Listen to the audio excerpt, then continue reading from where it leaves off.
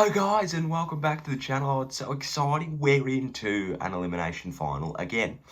We beat the Dogs 10-7-67 to 9-10-64 in a game that not only aged me at least 10 years, almost gave me 3 heart attacks and wasted a zinger box, but it was a game that gave me great joy and pleasure after that siren went. I've got some notes here as per usual. This is the only game I'm reviewing if you're sort of new to the channel, because I've been doing this series all year where I talk about some Kilda games, previews, reviews. I just thought that for the finals I would preview every game because there's a lot more riding on them and a lot of people like to see that sort of insight. So hopefully I can give that to you. But as I said, I've got some notes here, so we're going to get right into them. The first one is finals footy, baby. God, it was good to be back. I don't get nervous for much at all. I don't know why. I just, I get stressed a lot, but I don't get nervous, except until about 4 o'clock on Saturday. I was just playing FIFA all day, and for a change, I never play FIFA, so we're already off to a great start. I was playing some FIFA, and then 4 o'clock comes around, and I was like Fraser Gehring. I was pacing around everywhere. I was bloody shadowboxing everywhere. I couldn't be contained, but that's because everything means so much more, and that is also my second note, but that also shows in every contest. Ben Long was cleaning everybody up. We'll get into that. Bloody hell. And, but everything means so much more. The celebrations were over the top, which is awesome. The marks were massive. The tackles were massive. Every set shot had so much riding on it. It was just awesome. It was really awesome, and it was great that we could be there. Finals footy has so much difference there because it's not a given. From round 1 to 18 this year, it's a privilege. No, it's a right to turn up, whereas this is a privilege. So that was awesome. JJ could be better as a forward than a defender. We've seen it twice with him on Doherty and him now on Daniel. We'll get into that as well. He could be better off as a forward. He did a lot of good things, and it's because he's so competitively bloody advanced. Like, he just is in for the contest, but it's also because he can take a mark and he can kick straight. So, except for that first one, but he could be better as a forward, because what him going forward does is it opens up the defense. I feel like he sort of just locks down a position, and there it sort of is. But as a forward, he can just run between the arcs, and not in the midfield, but he can just, he can plan himself forward, he can plan himself into the defence, and you're not actually losing anything from either side. Now, obviously, this week it'll change because we're dropping like flies, but, he is doing some really good things up forward. My next note is Caleb Daniel. Now, I loved the JJ tag. I loved the option of it. I loved the talk of it. I thought it's really awesome. It's really strategic. It's got the ability to work. If it works, it pays off. And then Caleb Daniel goes on to get 8 disposals in the first quarter and have a fair impact on the game. And I thought, actually hasn't worked. And that's the thing, is that I loved the idea of it because I thought JJ would play a run with role. He would follow him all around, sacrificing himself, yet doing what he did with Doherty. So taking Doherty out of the game, effectively taking him out of the game, but still having that poise and presence to push off Doherty and take a mark and kick a goal going forward.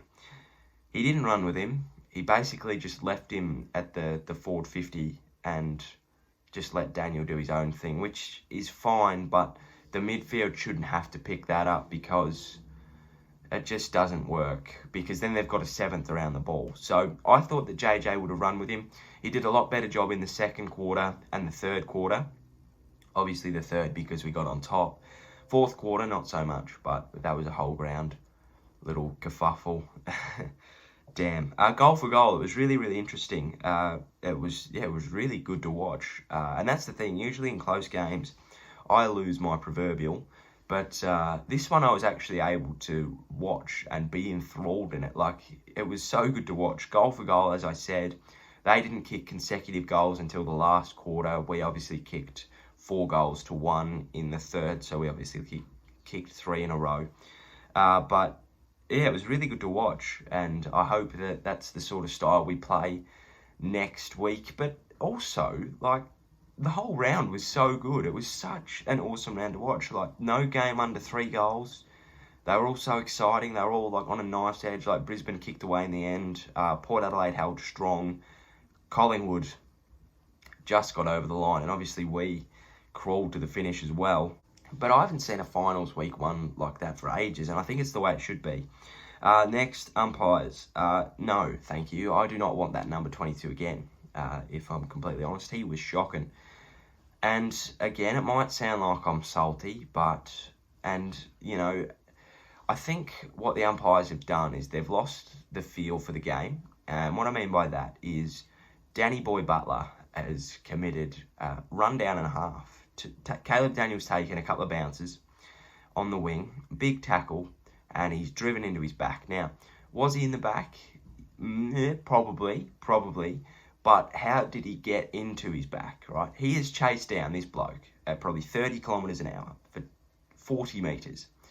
The momentum of both of those players is going to do that. It's not like he has fallen into his back or, pushed him over. The it doesn't work scientifically that he's able to grab him on his side and turn him. It's just not going to happen. So, in that sense, I'd love to see the tackle get rewarded, but obviously it's not going to. And I think what also annoys me is pivotal free kicks in front of goal that go one way but don't go the other. They had about 3 or 4 free kicks in front of goal in the last, which is just so annoying. And we didn't get them go the other way. So, when they were there, it hurts. It really hurts. It's really annoying, but we move on. Paddy played the game of his life. Also broke my heart at the end, but Paddy played the absolute game of his life. When I knew that he was coming to the club, I didn't think a great deal of him. I thought, oh, he's a good player. He's got some, he's got the runs on the board, but how much is he going to take away from Marshall? And what he's actually done is he's given Marshall another lease on life, really. Played a fantastic game in the ruck, snuck forward. I think he kicked 2, so invaluable. We're really going to miss him next week. It's so disheartening that he went out late. It really, really hurt. I'm shattered, really, really shattered at that. Dougal played another blinder. He really has come of age, and we'll get into that when I talk about Max King. He played a ripper. I did not expect it at all.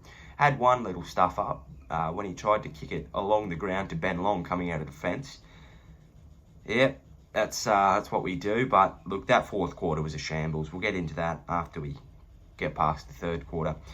Jack Steele was really quiet, and I love it. I absolutely love the fact that he had 0 impact on the game, and everybody else just rose. Not saying he was off.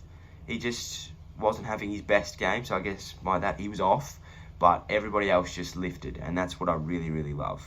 Max King, I did not expect him to be the player of the game. Stature of the game, air quotations. He was huge. He took contested marks that he normally wouldn't. He took chances that he normally wouldn't. He was good in the ground and in the air. He was fantastic. As I said, I did not expect him to be that player. I did not expect, because when you're talking about finals, you're talking about moments and you're talking about players.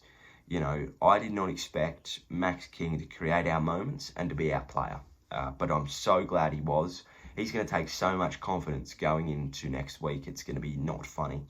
The 3rd quarter was huge. I thought that we were going to kick away. We had opportunities in the 2nd quarter. We just didn't do it. And then we did it in the 3rd quarter, and we broke the game open. Should have finished it off stronger, but I'm sort of glad we didn't, and I'll get into that in a minute. It was awesome. 4 goals to 1. Dan Butler, awesome running goal. We just lifted, and it was really awesome. We used the fat side. I didn't realise how well we played the Gabba until yesterday or the other day. Yesterday was Sunday, so 2 days ago. It was awesome. We used the fat side. We used our run. We tried not to go into the corridor, which was awesome because the Dogs had that blocked off like it was a Melbourne main street at the moment. No, actually, they're lifting a bit. Anyway, moving on. We used the fat side really well, used our run, used our runners, and just blasted it forward. It was awesome. 4th quarter. Oh, boy. The 4th quarter. I don't really want to get into this because it was shocking, but I don't want to see it again. It wasn't Rats' fault. It wasn't anybody's fault. It just happened. They were, of course, going to surge. They're 5 goals down in an elimination final with 1 quarter to go. Of course, they're going to surge.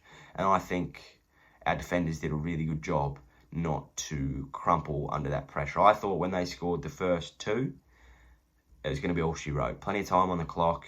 And what annoys me is that we took 9 minutes off the clock for them to score their first one and like 30 seconds for them to score their second one. It's like, well, if we actually just kept to the game plan, we would have won by more. But I think what's really good is that if we had won that game, if we'd kicked away and won by 7 or 8 or 9 goals, we would have gone into next week as confident as anything, and Richmond would have just gone, just boop, bang, 10-goal loss.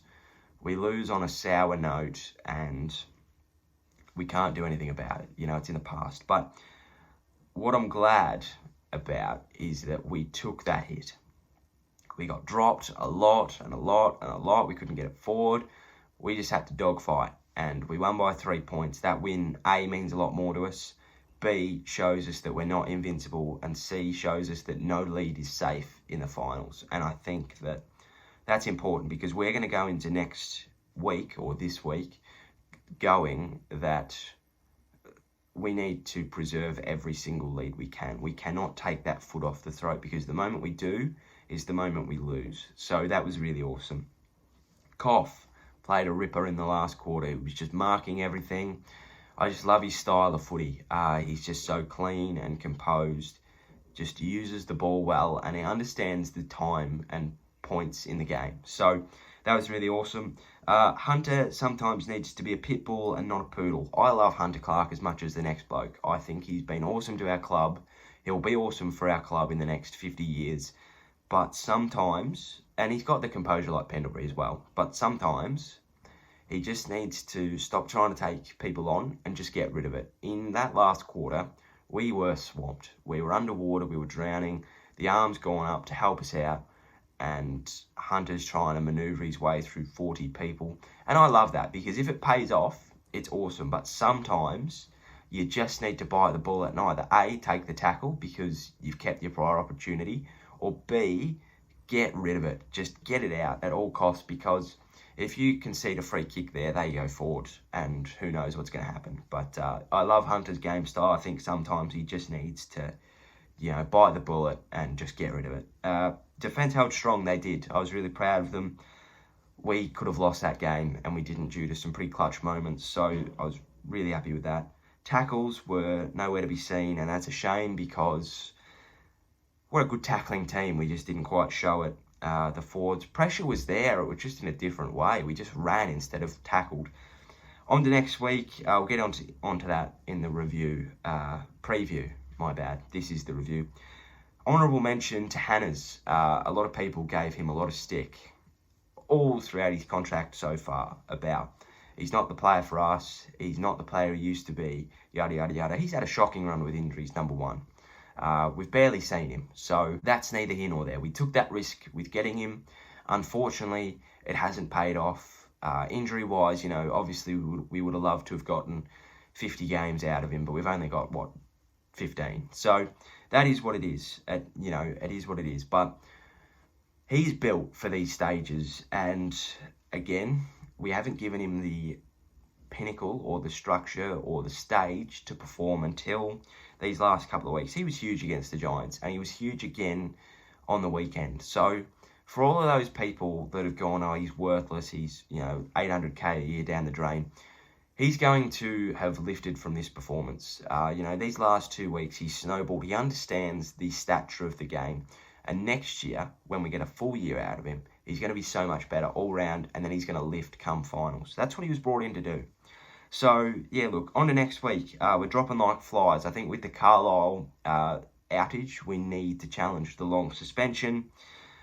And Ryder out as well doesn't help, but I'll get on to all of that tomorrow, so look out for that. Hope you had a great weekend. I did. Hope you did too. Hope you enjoyed the game. Hope you enjoyed the review. Look out for the preview tomorrow.